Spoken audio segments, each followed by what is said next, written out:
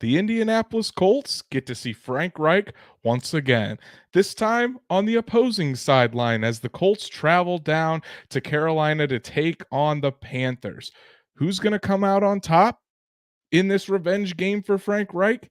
Will it be the Colts and Shane Steichen, or will Reich finally put all of that to bed? Let's talk about it. Welcome to the Horseshoe Huddle Podcast presented by Fan Nation on SI.com, part of the Fans First Sports Network. My name is Andrew Moore, and I'm joined here as always by my fellow writer, analyst, and co-host of the Horseshoe Huddle Podcast, Drake Wally. Drake, this matchup honestly was pretty publicized earlier in the season because not only was it going to be Shane Steichen versus Frank Reich, it was going to be Anthony Richardson versus Bryce Young. And obviously, we kind of got robbed of that with the Anthony Richardson injury. So I think that brings a little bit of the hype on this game down a little bit. But I think it's still a very crucial game for both teams and really decides the direction of these two team seasons. But how are you doing, buddy? I'm doing really well. I agree with you. I think when we were writing about, after Steichen got hired and then, or when Reich and Steichen were both hired, we were like, okay, this is going to be a pretty cool matchup. Both have rookie quarterbacks. They're both probably going to be around, 4-4, maybe 5-3 if it's on the latter part and really good part, or maybe 3-5. But it would have been rookie, so you're okay with it. But now it's kind of like no Anthony Richardson. Both teams are like struggling, in their own right. And so it's a little bit different than what it was before the season started. But hey, it's still a really big game for the Colts. They need to go out there and they need to get a freaking win, man. They do. They're dropping three straight, and there just doesn't seem like there's much momentum, much hype around this team. This Colts team desperately needs a win. First comment tonight is from our loyal listener Truett. Truett says 1% better every day. How's that working, Frank? Asking for a friend. So yeah, the Carolina Panthers haven't exactly gotten off to a fast start either down there, and Frank Reich has been receiving criticism for weeks now. Stats Matt is in the building here. What's up, buddy? Stats Matt and I were talking earlier about Shaquille Leonard and everything going on, which we'll certainly talk about tonight. Chaz is in the building. Haven't seen Chaz in a while. Chaz said that they're still loading over there in Carolina.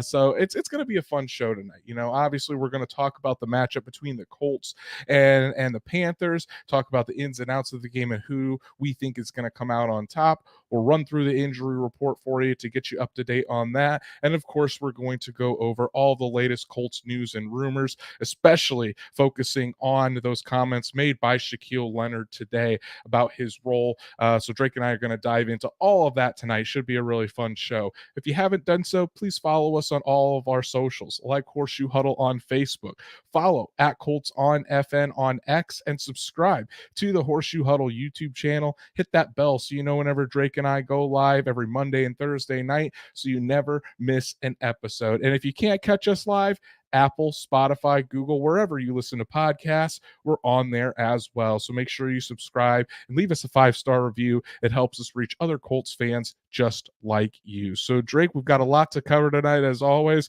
So let's dive right in. The Colts, for the first time in as far as I can remember this season, actually favored in this game. So the Colts are currently 2.5-point favorites over the Carolina Panthers. And usually the away team, Vegas gives the Vegas gives the home team a couple points on top of that. So for the Colts to be close to 3-point favorites on the road, Vegas thinks there's a strong chance that the Colts come out with the victory.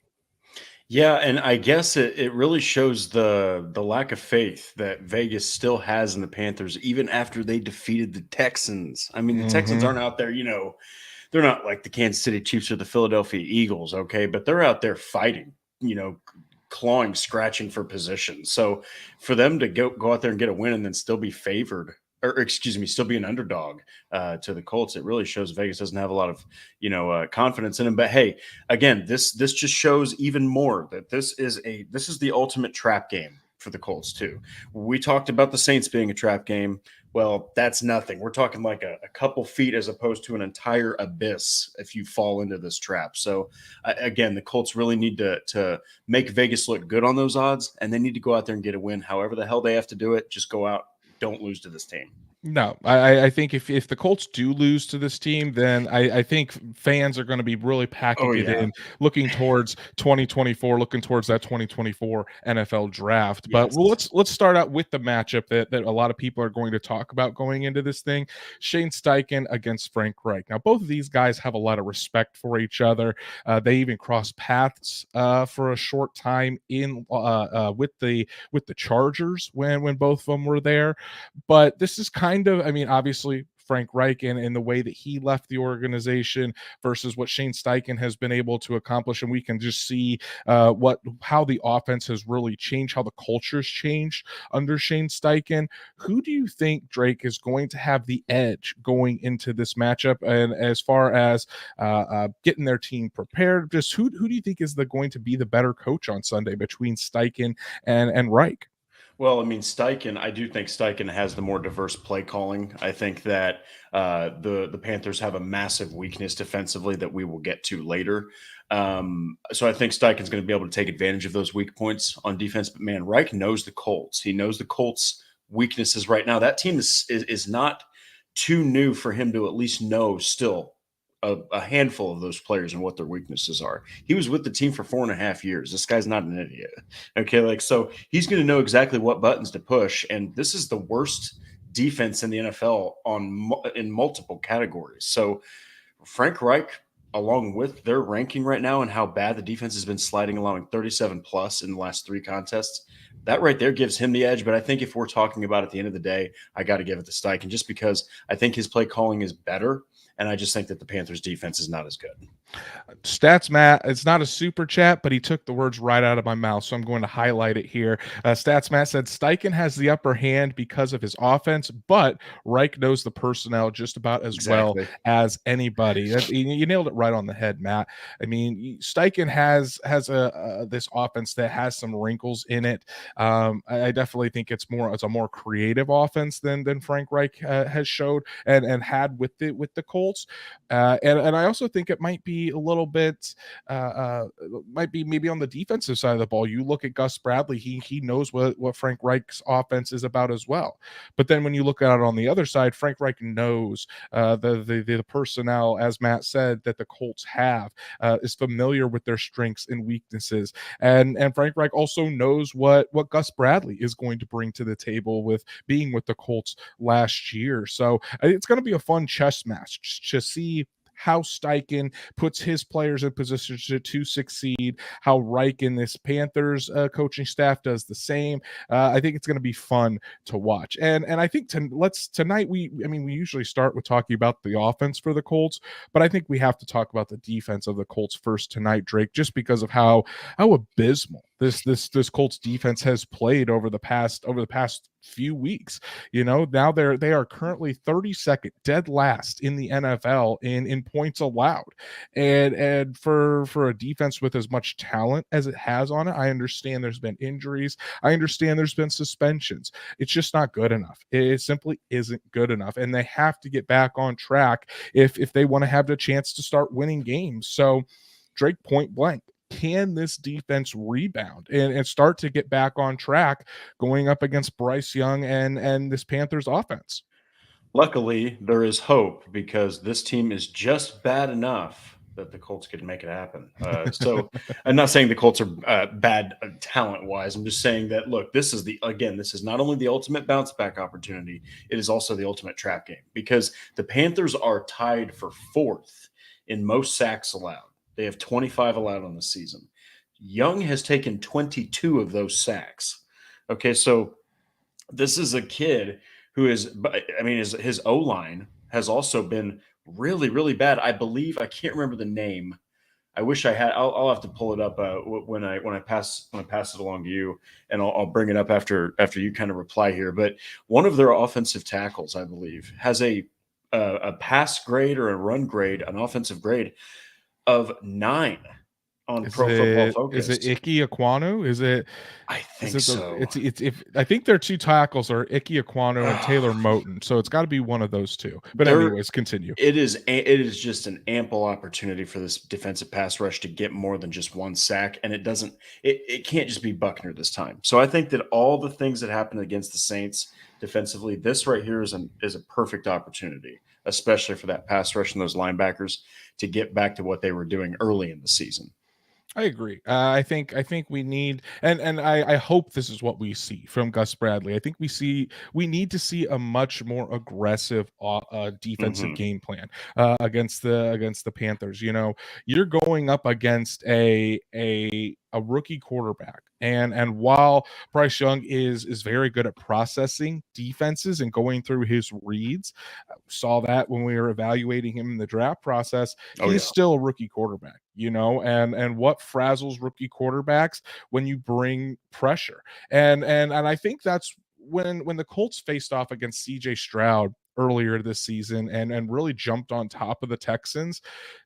They started the game being very aggressive, going after CJ Stroud and making him feel uncomfortable. Then the Colts got out to a big lead and they let their foot off the gas. And this is something that has always bothered me with Gus Bradley and his defense of just letting their foot off the gas and not trying to be as aggressive, not trying to bring as much pressure. And it allowed CJ Stroud to just dink and dunk right down the field, kind of get into a rhythm. And then at the end of the game, he put up, you look at the stat line and you see huge numbers from CJ Stroud, when in reality, out, CJ Stroud really wasn't able to do much. So I think that's what the strategy needs to be against Bryce Young is you have to make him uncomfortable in that pocket.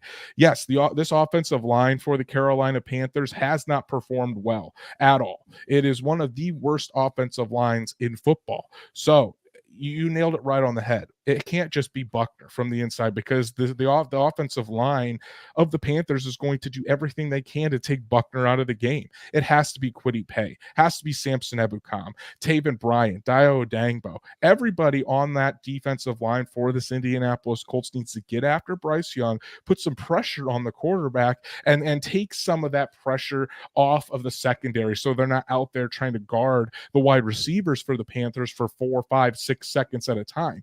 Get to the quarterback quickly, and don't allow Bryce Young to get comfortable and start just dinking and dunking and picking apart the Colts defense down the field. Yeah, and at the end of the day, I think that I agree 100% because the Panthers they're gonna be okay with putting anyone else in a one-on-one situation on the Colts defensive front outside of Buckner. They're not gonna want anyone to face Forrest Buckner one-on-one. So, Mhm. like you said, again, the defensive ends, golden opportunity here. Taven Bryan, golden opportunity. The rotational pieces like Taekwon Lewis and Dio Dengbo, golden opportunity here. You got to get more than one sack. You can't put it all on Buckner, and you got to wreak havoc on Bryce Young, or else Frank Reich, as well as he knows this defense and this team, he's going to understand how to beat him with enough time. Exactly. And then when you look at the running game of the Panthers as well, they really haven't had too much success running the football. I know Miles Sanders has kind of had some issues getting going. Really, I think their other running back Chuba Hubbard really hasn't done much as well. Overall, I think the Panthers are in the mid-20s as far as rushing yards per game.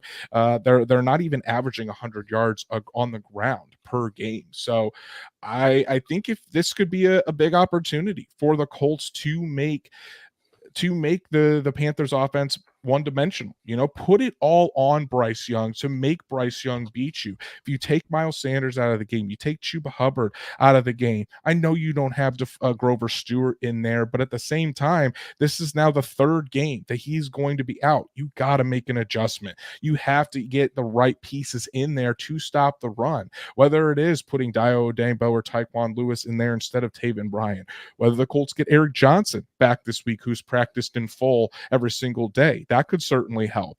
But you cannot just let them run the ball on you all day and make things easy for Bryce Young, get into like these 3rd and 2, 3rd and 3 situations where they're able to pick it up. Force Bryce Young to beat you as that rookie quarterback. Yeah, and at the end of the day, Miles Sanders wishes two things right now. Probably, he either wishes he was behind the Philadelphia Eagles offensive line, or that Shane Steichen was his play caller. Because boy, oh boy, He is no longer in Philly. That is for sure. 3 yards a carry. He is literally behind Chuba Hubbard in numbers for the most part. And I know he's been hurt, but the Panthers, I think, are going to turn to Chuba Hubbard because he's been with the team longer and is just playing better. But right there with you. And I'm looking, it's actually Chandler Zavala, guard, number 62, has a pass blocking grade of 9.6, run Wow. blocking of 44, and offensive overall of 27.7. So look, again, with the run defense and the pass rush, golden opportunity. This is the worst team you're going to face all season. And the Colts, as you know, have a pretty easy schedule. So that's saying something if this is the worst team you're going to face. I agree, and again, it just gets back to you can't let a team like the Carolina Panthers run all over you. You know, I mean, this when you have this opportunity to make them one dimensional, you certainly want to do it. Mm-hmm. And even better if the Colts can contain the run game without putting extra men in there. If they can just run their normal defense and turn it into one dimensional there, then you can really focus on, then I think it's the best of both worlds, because you're not putting all your resources to stop that running game.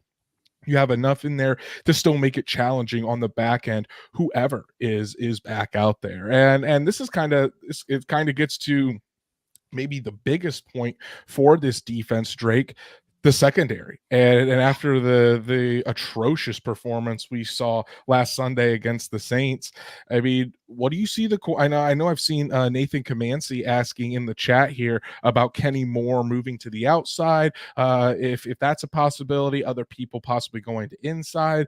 What do you think, Drake? What do you think this cornerback rotation is going to look like on Sunday? Do we see Kenny Moore outside? Is it Daryl Baker Jr.? Is it, God forbid, Tony Brown again? Give me your thoughts. I am very, very convinced it's not going to be Tony Brown. 55 defensive snaps. They left that man out there gasping for air. Okay. Mhm. So I don't think Tony Brown's going to get many snaps. Actually, I like what Nathan Comanci said in the chat. I think you will see if he's even playing, because they didn't let Daryl Baker Jr. play. He's going to play. Guys like Amir Speed, you might even see him playing. Okay. But yeah, I think Kenny Moore, if they bounce him to the outside and you see Tony Brown at all, you're going to see him in the nickel. You're going to see him in the slot. He's not going to be out there on the best players and on these guys who can absolutely burn him like Rashid Shaheed did. So I also do think that there's going to be a heavy emphasis on the safeties. They're going to need to make big plays too, because even though this is a pretty bad offense, I mean, there's still playmakers like Adam Thielen that can. I mean, no one thought I was like his career is going to die in Carolina. And here he is putting up a ridiculous season. So that is a guy you cannot let run rampant on your defense. And the Colts, again, that's the only guy they really have to worry about. As long as they don't let other guys get wide the hell open, they've got a great chance, even as the secondary, to take advantage and get this team or get a W against a team that, again, is bad even in passing the football. So. Yeah, I think right now you against this Panthers team, you probably wouldn't want to move Kenny Moore outside. A lot of the damage that the Panthers do is in the slot, whether it is Adam Thielen, whether it's Jonathan Mingo. That's where a lot of the damage is done with this team and where Bryce Young likes to go. So you want Kenny Moore kind of in that role. I think it's probably going to be either Daryl Baker Jr. or Amir Speed. You know, I think it's probably going to be one of those guys on the outside. You'll have Jalen Jones, who has been playing perfectly fine Yeah. on the other side. It'll probably be one of those two guys. And then when you get to the safety spot, I mean, if Rodney Thomas doesn't step up and he has another poor game, I mean, adjustments need to be made in game. You can't just say, "Oh well." I mean, he's out there, he's having a bad game. Put Nick Cross out there. You know, you've had Nick Cross, who's been practicing at numerous positions on the defense. I mean, if Rodney Thomas isn't holding up his end of the bargain, don't just leave a liability out there when you have other guys that could step in. You know, Nick Cross is a 3rd round pick. The Colts traded up for him. At some point, you have to give this kid a chance. You have to get him on the field to see if he's worth it or not, you know? So Rodney Thomas doesn't step up. I would love to see Nick Cross there in the back end, but you can't just, if the secondary begins to struggle in this game, you can't just stick with those guys. This was something that I always criticized Frank Reich for doing, and it was just being too overconfident in the guys that you had.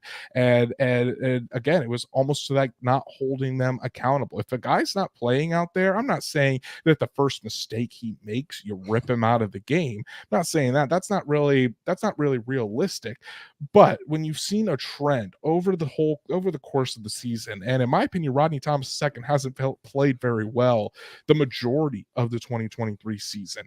This keeps up, you gotta make a change. You gotta put Nick Cross in there. You gotta put somebody else in there that can try and do a better job for this defense. Otherwise, you're costing this team game, and it's not fair to the players who are out there putting everything on the line just because you're not making a change because you either like a certain guy or your ineptitude to make changes in the middle of a game. Yeah, and Rodney Thomas, I mean, look, last year he played he played pretty well, and you also had low expectation because he was a seventh round pick. So I think that he's playing more like a seventh round pick this season. I think he looks just a little bit overwhelmed. I think now teams have tape on him. And I think that he is really struggling with adapting to teams taking advantage of his weakness, which is I think that there's times where he's not the best at tackling. I think that there's times where he's just kind of unaware on big plays that happen, especially against the Saints. I know Tony Brown gets a bunch of flack for that game, but man, the safety play from Rodney Thomas was also not that great. I think he had an interception, but it's like it didn't matter at the end of the day. So I'm right there with you. You invested, I believe you traded, it was in the third round, right? To get Nick Cross.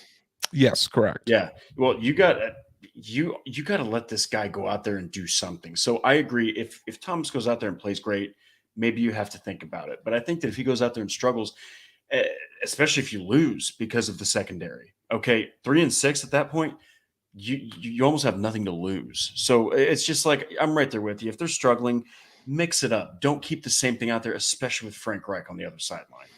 I agree. Let's switch gears here and let's move to the offensive side of the ball, Drake. Gardner Minshew.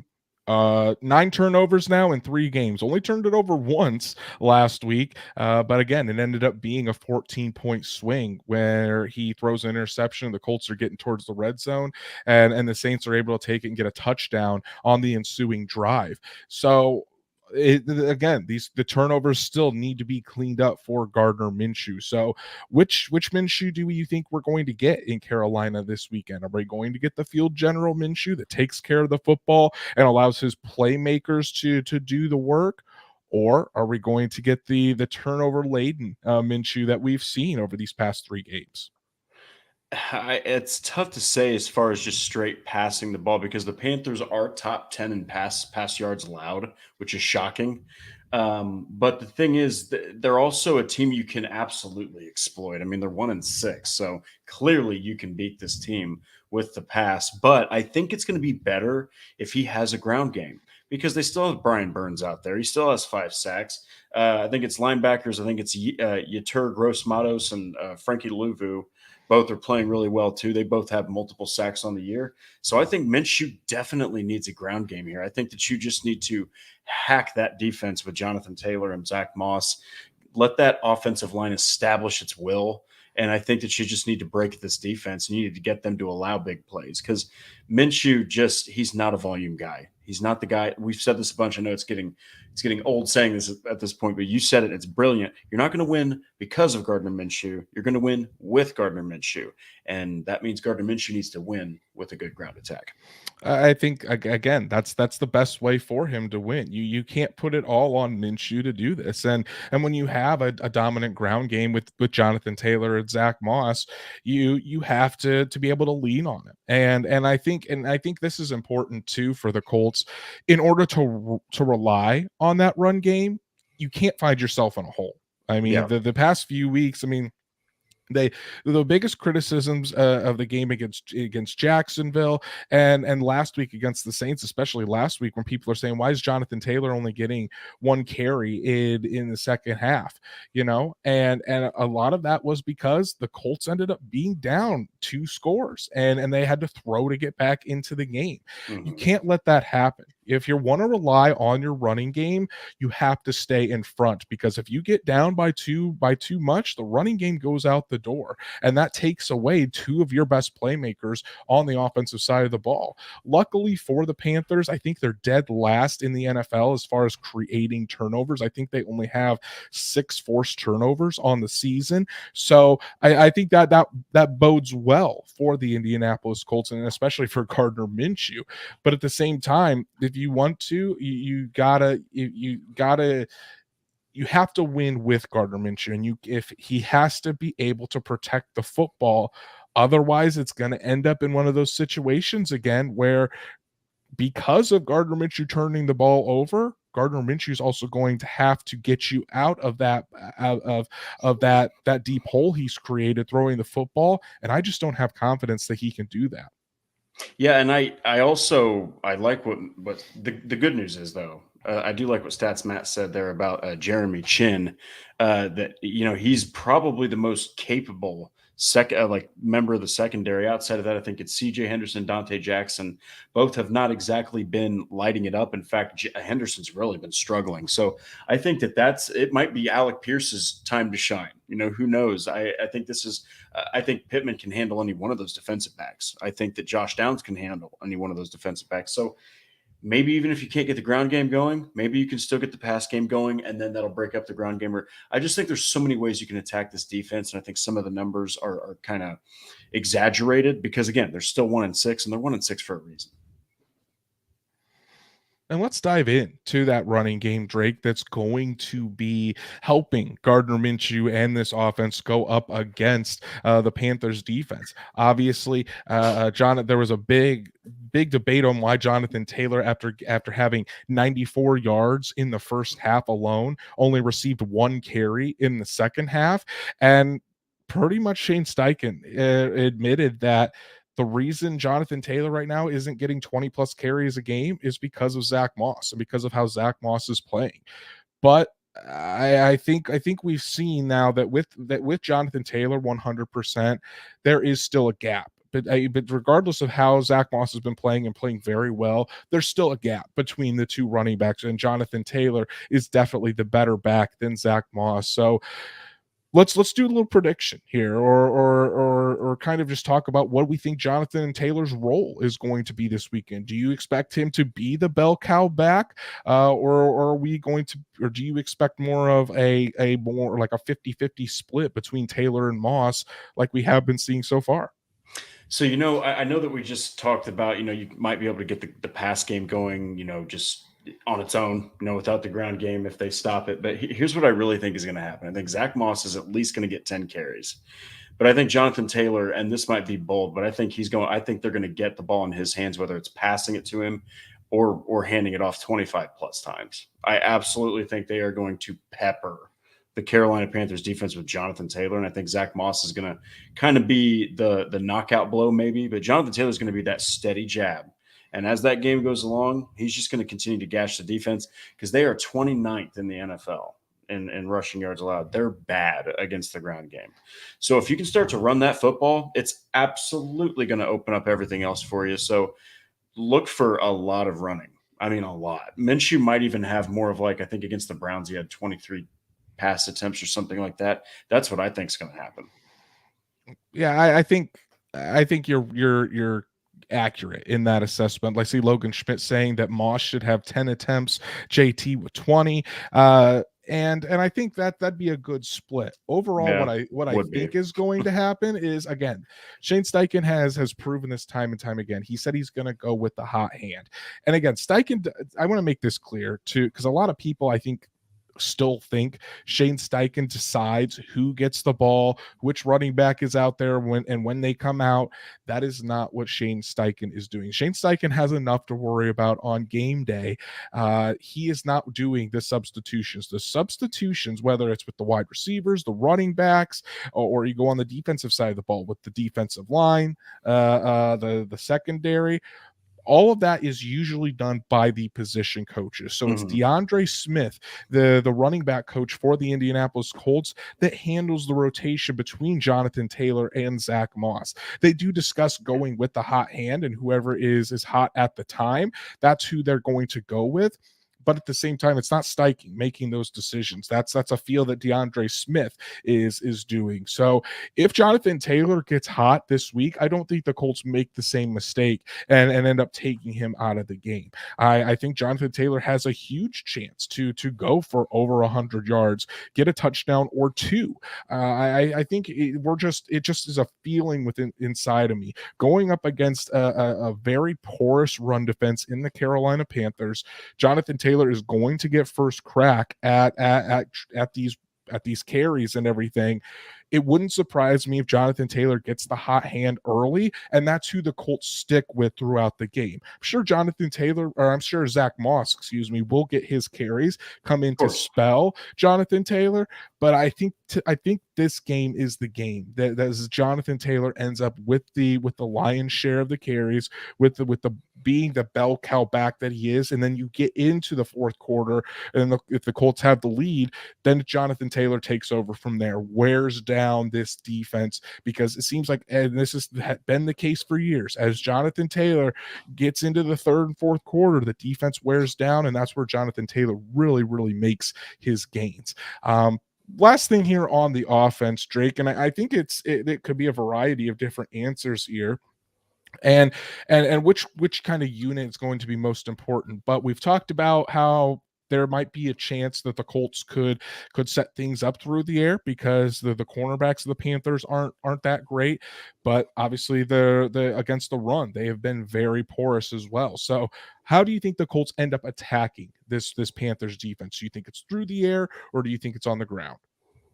I think it's gonna. I mean, whether it starts through the air or not, it's just gonna be so much more of the ground, Mhm. because I think that that's where the weakness truly lies.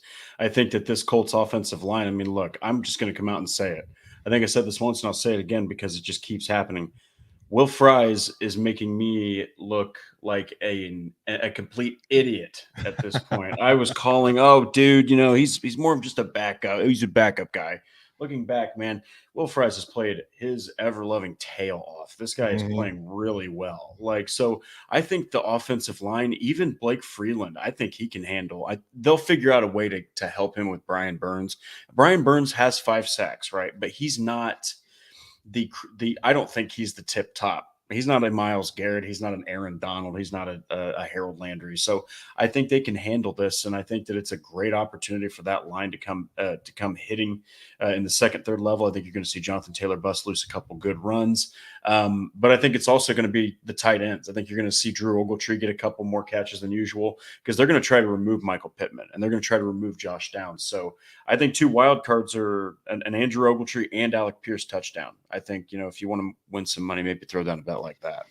I think that the Colts are going to be a ground and pound team on Sunday. I really think they're going to want to impose their will up front and try to establish that running game and really mix it up there. But I think regardless of where they attack, whether it is through the run or with the running game or through the air, the offensive line is going to determine this game. Mm. I think if the Colts offensive line can't open things up in the run, and it forces the Colts to be one dimensional with Gardner Minshew, I don't think they're going to have much success. However, if they're able to force things in the running game, open up holes, protect in the pass game. There is Brian Burns, who is a hell of a pass rusher. Yeah. Like you said, 5 sacks on the season, and the Colts do have to be aware of where he is at all times. But if Gardner Minshew can stay upright in that pocket, not fumble the football, have plenty of time to make those decisions and not get frazzled back there. I think the Colts offense is going to be just fine. X factor. Who do you think is the player or the unit that's going to make the biggest difference in whether the Colts come out of this game 4-5 or 3-6? I was gonna say the entire defensive secondary, but I feel like it's a bit ridiculous. I'll go with Daryl Baker Jr. I Okay. think that Daryl Baker Jr. is going to be getting more snaps in that game, and he's going to be the guy where, since Tony Brown was already the dude, and now I think Daryl Baker's getting a promotion because of how bad Brown played. All eyes are on him. Just don't be the guy who's the problem. Go out there and, like everyone else, you have a chance to have a big bounce back game. Baker has not played well this season when he's been in there. So, like everybody else, man, this is a great get back to square one game. And I think that if he can make it all add up and play pretty well, I think the Colts have a good chance of stopping the offense of the Panthers.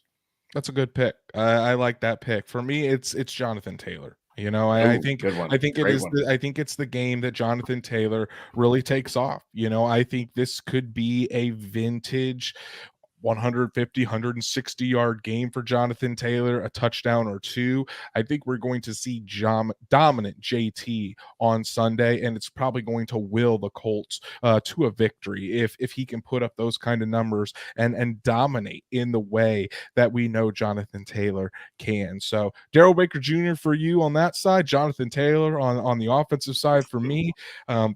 If both players play well, I think it's a wrap in Carolina. But prediction time. So chat, as Drake and I are giving our predictions, I want to make sure you guys are putting your predictions, your score predictions in the chat as well. We'll shout out some of you guys on your predictions. So Drake, 4:05 Eastern, Colts Panthers in Carolina. Who comes out on top? So I think the Colts will. I think it's going to be 31-21. And I think I think the Panthers are still going to get 21 points because Reich just knows the team so well. So I think that's going to add up at some point, and he will get a couple scores. But this is the game where the Colts are going to get back to square one, and then they have another opportunity to potentially bounce back again. So this is where it all starts, right here in Carolina. I do think the Colts get the victory, though. I like it. I like that score. Logan Schmidt saying 48-3 Colts, an absolute blowout. Boy, that Stats would be disrespectful to Frank That Reich. would. Stats Matt 31-17 Colts. Uh, CMD SR 35-17 Colts. I'm gonna go a little bit more than that. I think I think that this Colts defense, or I'm sorry, this Colts offense can get things going. Again, I think it's gonna be a huge day from Jonathan Taylor with multiple scores. So I'm gonna go Colts 34, and I'm gonna go Panthers 24. So I still think that with how poorly the defense of the Colts has been playing, yeah. there's the Panthers are still probably going to score more than their season average. But I think this Colts offense is going to be too much to handle, especially that ground game. And who knows, Colts could be looking at over 200 yards on the ground between Taylor and Moss. Wouldn't surprise me in the slightest. So I'm going Colts 34, Panthers 24. And Frank Reich does not get revenge on his old team. Colts end up at 4-5 before they head to Germany to take on the Patriots. So Drake, let's talk a little injury report here and kind of update the people on what the Colts are looking like heading into this weekend. So there's honestly an injury that I'm a little concerned about. Yeah. Or a specific position that I'm a little concerned about. So Braden Smith, again, still has not practiced this week. It's looking like he's going to miss his fourth straight game with hip and wrist injuries. Blake Freeland, with a back issue, did not practice today. So that is your number one right tackle and your number two right tackle that did not practice on Thursday for the Indianapolis Colts. Not good. Because you think about it, at this point, you'd probably have to elevate another right tackle from the practice squad to play that. And if that's the case, then I think you really have to be concerned with Brian Burns taking control of that game and possibly being a game wrecker. Yeah, because it's the kind of the life of a practice squad player. You're always looking for that great opportunity to get called up to the roster. Guess what? Here's Brian Burns. Go out there and prove yourself. So, Mhm. I think it's just always such a crappy situation. But yes, the one to really monitor, I think, is Blake Freeland, because Braden Smith this has been a nagging injury. I think that for some reason it seems like this might be a bye week is when he gets right type of situation, comes back after the bye week. He just hasn't been playing. So I just, man, that looks really bad. If Freeland can't go, I can't even think of who I can't even think of who they would potentially elevate, and they're not going to move anybody from on the starting lineup. So No, yeah, they wouldn't move anybody from the starting lineup because I think that would really mess with chemistry here. I'm just gonna pull up the practice squad real quick to see yeah. if I could find anyone that might be able to come up, and there's not much. I mean, if It was we take supposed a to be look Jake Witt. here, it was supposed to be Jake Witt. Yeah, The only other one I could think of would be Arlington Hambright. Arlington Hambright is on the Colts active roster. I think that he's been playing a lot of guard, but at the same time, he's also played tackle in the preseason. So I mean, if you're down to your third string, it would probably be Arlington Hambright. Logan yep. Schmidt says I'll be at right tackle. I mean, with Logan Schmidt, I mean, I haven't ever met Logan in person, but Drake has. And from Drake telling me, Logan, you've got the size, you've He's got the massive. height, you've He got could the handle it. height of a right tackle. So I mean, hey, we'll throw you out there, buddy. Give Logan a few beers before the game; he'll be fine. He's from Wisconsin. An offensive line factory. Let's throw Logan out there at right tackle and see how he does. But getting back to the injury report here, obviously Juju Brent's still not practicing this week. Shane Steichen said he will not practice this week, so we will not see him this weekend either. Zaire Franklin still has not practiced this week with a knee injury. Definitely, he aggravated that during the game against the Saints. So we'll have to see if that. I think that would be a pretty big loss for the Colts if Zaire Franklin wasn't out there. But guys that did return to practice, Dio Dangbo returned to practice with shoulder and toe injuries. Kylan Granson and Eric Johnson, the second, both full. So you could probably expect both of those guys to be back on Sunday. They're definitely trending in the right direction. And then finally, a guy that popped up as a limited participant today, Josh Downs with a knee injury. So don't know the severity of that. We'll have to see if he does practice tomorrow. But obviously, if Josh Downs goes down, no pun intended, I think Isaiah McKenzie could handle that slot role. Oh yeah. But obviously, from what we have seen from Josh Downs, he's a weapon, and the Colts offense is certainly much better when Downs is out there on the field. Yeah, and Downs just has a better he just has a better feel for zone. He has a better feel for where the open spot is on the field. I mean, he's just shown such an innate ability to be open. So I'm not saying that McKenzie can't do that, but if he can, it's not anywhere near on the same level as Josh Downs. But I'm also I think I'm also on the defensive side. I'm looking at this report, and I am a little concerned because it's like Zaire Franklin. I think you would see Grant Stewart probably get bumped up. He'd probably play in spot of Zaire Franklin, right? That or you'd probably put EJ Speed in there. You'd probably Okay. put EJ Speed and my guess would be EJ Speed and Shaq Leonard would be the top the linebackers they'd probably play all 100 snaps at that point. Yeah. So I mean, hey, it does get you 100% of the snaps, excuse me. all 100%. Yeah. It gets you at least excited to see that Kylan Granson's making a return. He had played pretty well up to the point where he got hurt, and then of course Eric Johnson. Man, the Colts could have used him probably last week. So I think that he's going to help with that ground defense as well. I agree.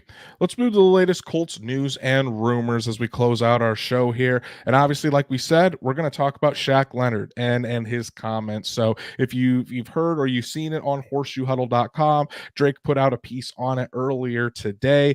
Shaquille Leonard spoke with the local media today in Indy and it voiced some displeasure at his role with this defense. He said he feels like he's getting back to himself, but the Colts are still taking him out during a lot of third down situations. He's not playing the amount of snaps that he wants to play, and he didn't sound like it was like he was very optimistic that it would be changing. So Drake, after hearing the comments that Shaq made today, what are your thoughts on those comments? Just give me kind of what you think the linebacker's feeling.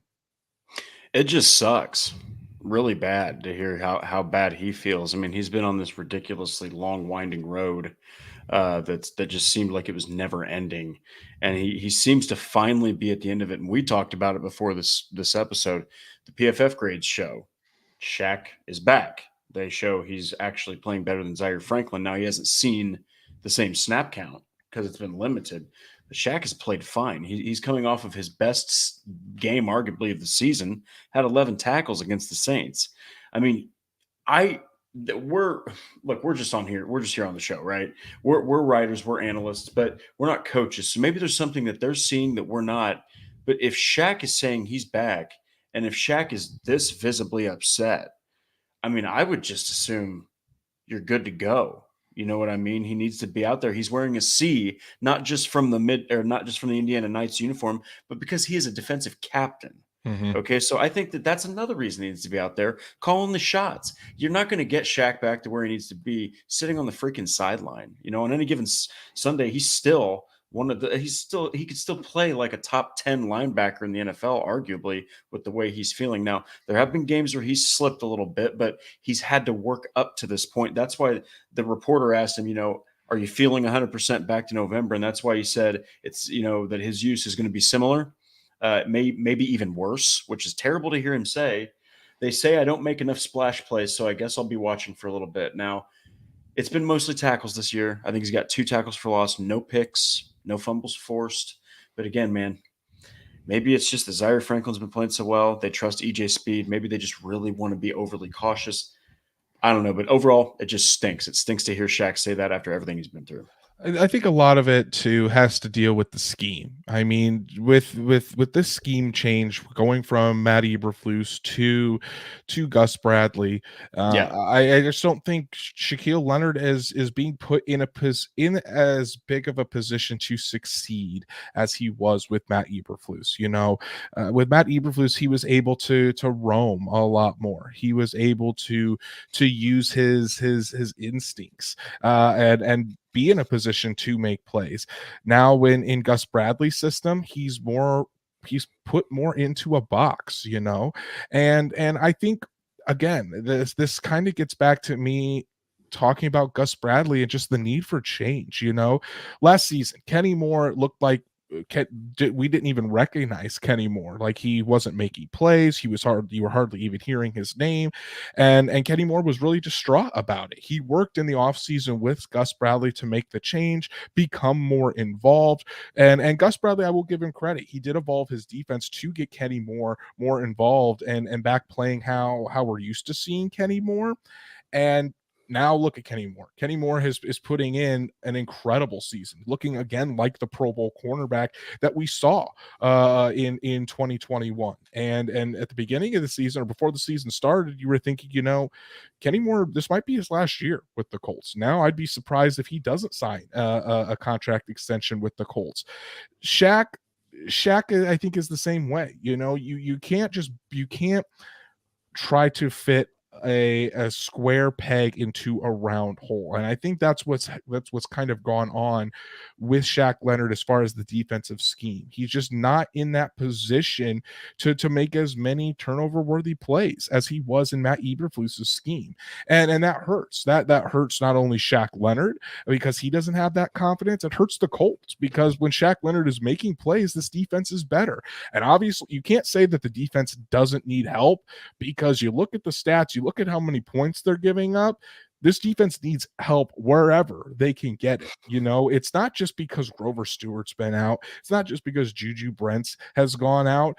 It's everywhere that this Colts team needs help on the defensive side of the ball. So and then when you combine the fact that the Colts trying to take things slow, get him back into the rhythm of things, get him back to 100% slowly. I mean, obviously, if you're Shaq Leonard, you're going to be frustrated. I don't blame him 1 second. He sees that the team is on a 3-game losing streak. He sees his defense being embarrassed on a weekly basis as teams run up almost 40 points on them, and he feels like he's not able to make the impact that he knows he can make. So of course you're going to be upset. I don't fault him one bit for talking about that. I think there needs to be a more concerted effort to get Shaq Leonard involved, to put him in those positions to succeed.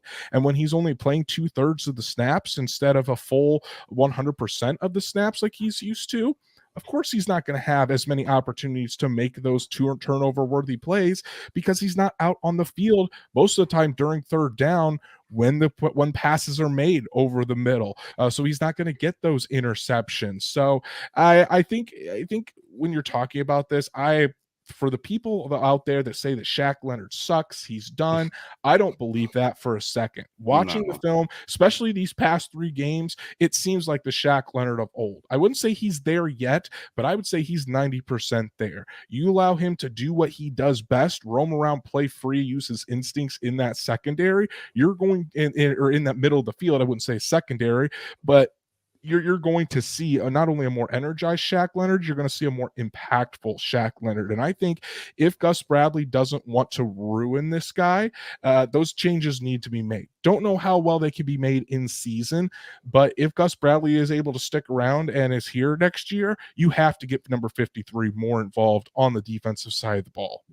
Yeah, and essentially at the end of the day, you're limiting his true skill set that made him a former defensive rookie of the year. I think it's a 4-time All-Pro, 3-time first team, and a 3-time Pro Bowler. I mean, it's instincts that's just what he does best. Plus, if we're just going to be about business here, he does have a 5-year, $98.5 million contract. Now, the Colts do have an out, as I wrote about in 2024. But they want to keep Shaq. All right, they want to keep Shaq. Shaq wants to stay here. The money needs to also be justified here, and I think, given that and everything else, if the guy who's been through all this is like, I'm good, unleash me. Let me help me help you tailor this defense more to my strengths, like you did Kenny. Maybe then you've got the ultimate package. You've got Shaq back, you've got Kenny back, and then once Grover does come back, you've got a more complete defense. Because right now, I just think that Shaq is kind of like more of this free roamer, like you said. He's getting bottled up in this little tiny box. We talk about it all the time on the offensive side of the ball. You don't have a scheme and try to fit your players to that scheme. Yeah, you try to fit your scheme to the players. And Shane Steichen said this when he was hired on, the offense is going to be tailored around what the quarterback does best, what Jonathan Taylor does best, what Michael Pittman does best. Gus Bradley and this defense has to be the same thing. What is this my defensive playmakers do best? How do I make sure that DeForest Buckner is playing at his full potential? Kenny Moore, Shaq Leonard, Kwity Paye. The top guys on your defense need to be playing, and you need to put them in positions to succeed. Otherwise, you're doing a disservice to your team, and you're not going to be nearly as successful. So hopefully the Colts can turn that around for Shaq Leonard, whether it's this year, whether it's next year, because it's not even up for a debate. The Colts defense is better when you have Shaq Leonard out there and playing at 100% and playing how he knows how to impact the game the best that he can. Let's move to some final roster moves here. The Colts signed guard Jack Anderson to the 53-man roster from the practice squad and released guard Ike Bodiger from the roster. He did re-sign to the practice squad, so kind of just switching one out for the other as far as adding some depth to the interior of the Colts offensive line. Yeah, and given how badly you need to have good names, as far as your depth pieces on the offensive line, I think that the Colts are just like, look, Bodiger, it's not working out on the active roster. We think Anderson might be the better guy, and then they just kind of did like a little swap. So, hey, you know what? If it works out and they end up being better depth pieces because of it, great move. Exactly. So, Colts, Panthers, week 9 we're in now, already halfway through the NFL season. Doesn't seem like it, but whether you think of it as a very important game or not, this is a very important game for the Indianapolis Colts to whether or not they can continue fighting for this season. But a loss seems like that you're starting to look towards 2024 and that 2024 NFL draft. So are the Colts going to get back on track, or are they going to lose 4 in a row? We'll have to see on Sunday. So that's our show for you guys. Really appreciate everybody tuning in and joining us. We didn't receive any super chats to this evening. My wife, Mrs. Moore, is probably sleeping. She was exhausted from work today. Stats Matt says, rest in peace to Bobby Knight as we're in Indiana here. Both Drake and I, huge IU fans, regardless if I'm wearing a Notre Dame shirt. But rest in peace to one of the best to ever do it, an absolute football genius and a legend here in Indiana. So, but really do appreciate everybody tuning in this evening and talking Colts football with us, getting us ready for this matchup between the Colts and the Panthers on Sunday. If you haven't done so, please go follow us on all of our socials, like Horseshoe Huddle on Facebook, follow at Colts on FN on X, and subscribe to the Horseshoe Huddle YouTube channel. Hit that bell so you know whenever Drake and I go live, whenever Shad goes live with the Saddle Up Show, so you never miss an episode. If you can't catch us live, Apple, Spotify, Google, wherever you listen to podcasts, we're on there as well. So make sure you subscribe and give us a 5-star review on there. And here come the super chats. We've got Logan Schmidt. I think that's an emoji, Drake. If you can see it, tell me what it is, because it's just a square. It's just okay. It's just a square. Well, hey, Logan, thanks a lot for the super chat, buddy. You're definitely not a square. You're an absolute legend, is what you are. And then Dalton James coming in with the $5 super chat as well. Really appreciate you, Dalton. Thanks a lot, you guys, for the super chat. It means a lot. I didn't say that to make you guys feel bad to super chat, but hey, all of your guys' support means the absolute world to Drake and I, and we try to make sure we say it every single night. Chaz with the $2 super chat as well. Really appreciate you guys coming in clutch with the buzzer beating super chats on this episode. Yeah. We love talking Colts with you guys every Monday and Thursday night. And honestly, if our schedules, I think it's more my schedule than anything else. If my schedule was easier, we'd probably be able to do this more often. But really appreciate everybody that supports us. Logan, Dalton, Chaz, you guys are the real ones. Drake, you've been writing as been busy as ever, pretty much just writing like crazy on horseshoehuddle.com. Tell the people what they can go check out that you've got there on the site. Yeah, this team just keeps it coming. They just keep on giving us stuff to write about. So Shaq Leonard's feelings toward playing time. If you haven't seen the interview, definitely go check it out on X and give your thoughts on that. And then, of course, the 3 offensive and defensive keys to beating the Panthers. This is just such an important game for the Colts. Like Andrew said, it doesn't look like it, doesn't seem like it. It's huge.